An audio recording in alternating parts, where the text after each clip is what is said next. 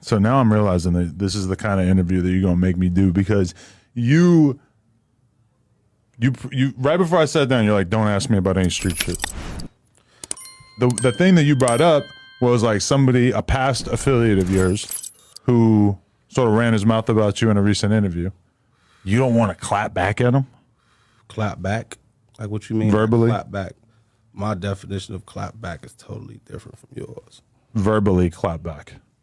Not what is that gonna get me? I mean, if he had his say about you, don't you want to have your say about him, or at least like correct the record? My mama always taught me the best reaction is no reaction.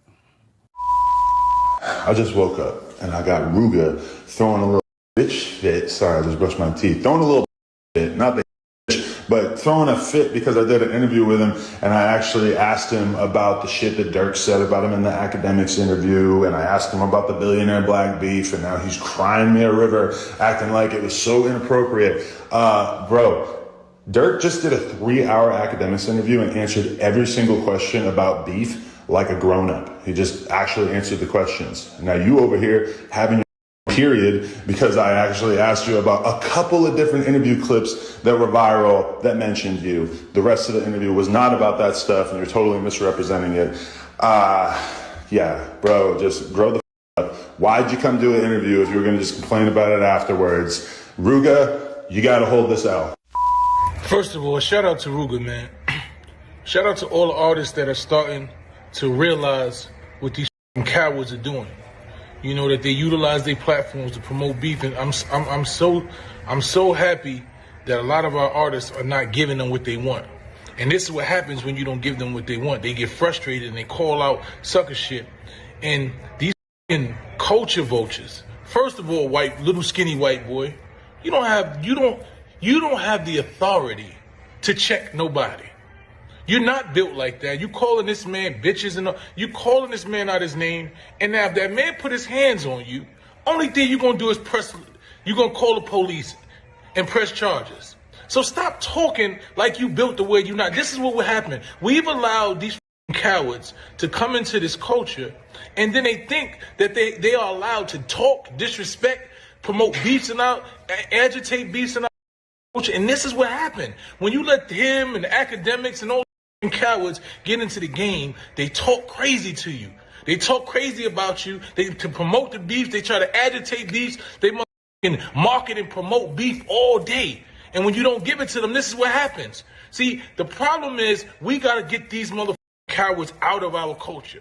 This is what, it's not the music, it's that promote the beef. It's the motherfucking blog sites, and the music is music. Niggas talking about shit in music all the time. But when it's not promoted and agitated and incentivized like these cowards do, listen, this man right here is just as bad as academics, if not worse. Because I don't even know how you think that you could talk to somebody like this little skinny white boy. You have no right. You're not even really a guest here, but y'all made these cowards so comfortable that this is what they think that they can get on here and talk crazy. They think that they can literally get up here and talk crazy. Listen, we got to end coward culture, and the only way we're going to end coward culture is get rid of the cowards. Niggas got to go ASAP. Now, moments ago, Rooga responded to Adam via IG with a post that reads, "So I told Adam to send me the interview before he dropped it, and he still dropped it without me knowing. I actually used to rock with Adam genuinely, but from the looks here, I told him I didn't want to speak on the goofy beef-ish, but yet he still didn't want to respect it. It's like he hates to see an MF elevate mentally, so he constantly tries to get me to badmouth the next man by asking, are you going to clap back? I mean, how old are we? Grow the F up. But this is the reason why I barely do interviews, because everybody is not genuine. All they care about is what benefits them and some damn views. But I see through the ish, you culture vulture. Now, I would have been wrong if I'd asked him about that pedo ish he got on his name. Let's talk about that. Well, damn. All right, now again, that was Rooga responding to Adam22 calling him soft after he refused to engage in any conversation that could potentially lead him to beefing with other artists, right? I.e. Durk and things of that nature. Smart move. You got to give it up to brother Rooga for taking a stand and letting it be known, listen, I don't want to engage in that. You know what I'm saying? No response is the best response. And I ain't gonna lie, I do think a lot of rappers need to adopt this mentality. Especially knowing in the past, we've seen rappers get convicted based on things that were said during interviews. So, you know, are we mad, right?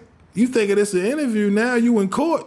They pull up that same interview, now you got to defend yourself, you know what I mean, against the jury, right? Now you fighting for your freedom, wishing you didn't say some of the things that they're going to play in that courtroom. So can we be mad at Rooga for choosing not to speak on it? No, not at all. You know, this is the part where Adam, you know, he exposed who he really is by calling Rooga soft and, you know, implying he has to hold the L. I mean, come on, really? We're going to attack the guests because they refuse to engage in that type of conversation? Listen, now it's on you to actually have a good interview, right? Can we have an interview that doesn't, you know, involve exposing somebody's sexual business, right? Or exposing beef. You know what I mean? Like, I get it. You know, they capitalizing, they making a lot of money. There is a lot of money when it comes to, you know, our culture and constantly beefing and things of that nature. So in the end, you know, you have to ask yourself, why do people continue to support the platforms? Right? Whether you believe that, you know, they are culture vultures or not, why do we continue to support the platforms? As long as we stay on code, you see the writer strike, right? We got to have that same mentality. And you wouldn't have to worry about individuals like Adam and others that get called culture vultures, right? Let's build our own. Let's support our own, right? And actually stand on what we preach. Like I said, over here, you don't have to worry about being blindsided or being attacked because you refuse to speak on a certain subject. I guarantee you, we're going to keep it moving. That's what happens when you have integrity, right? I'm not going to get upset and now attack my guests because they refuse to give me the story I was looking for. Come on, man. It's bigger than that, right? Especially when you're trying to build a relationship that's built off trust. You know, I feel like the guests will give you all the, you know what I mean, the good answers you're looking for when they trust you. But now most of the guests are standoffish when, you know, requesting for interviews because of stuff like this. I don't give you what you want. Now you attack my character. Come on, man. You got to do better. But then again, come on. It's the same Adam who used his wife for content, allowed another man to smother out. That's how bad it's gotten in this space, right, of media, where people are constantly competing for clicks and views. And when the people don't show up no more, this is what we resort to, right? Using your own woman for content. I mean, listen, if y'all want to continue to go up on that platform and support this man, understand the risk that you're taking. All right? Understand that. I don't know if he paying his guests or not, but the point is it worth it? You know what I mean? Because in the end, it's on the artist. And when the artist says, listen, no comment, as the interviewer, we keep it moving, right? You don't attack the guests, you know what I mean? Attack their character because they refuse to get in the mud with you.